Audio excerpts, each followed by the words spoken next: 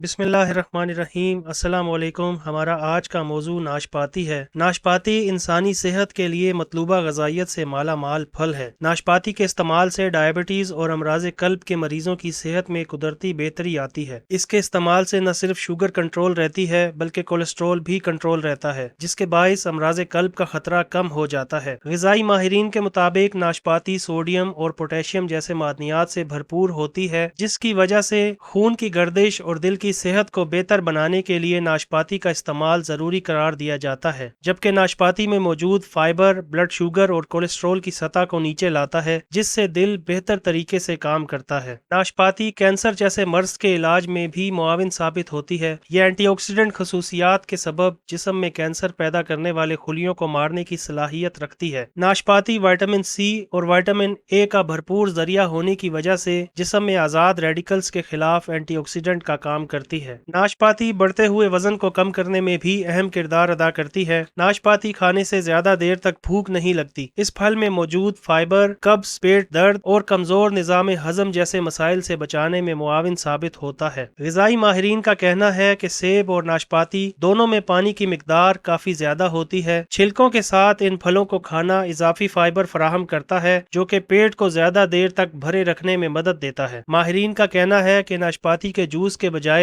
مکمل پھل کو کھانا زیادہ فائدہ مند ثابت ہوتا ہے۔ مکمل پھل وزن میں کمی لانے میں مدد دیتا ہے، جس سے جسم کو زیادہ فائبر ملتا ہے۔ غذائی ماہرین کا کہنا ہے کہ جسمانی طور پر کمزور افراد کو ناشپاتی کا روزانہ استعمال کرنا چاہیے۔ اس میں پائے جانے والا گلوکوز فوری جسمانی توانائی فراہم کرتا ہے۔ ایسی مفید معلومات کے لیے یہ چینل سبسکرائب کیجیے۔ جزاکم اللہ خیرہ۔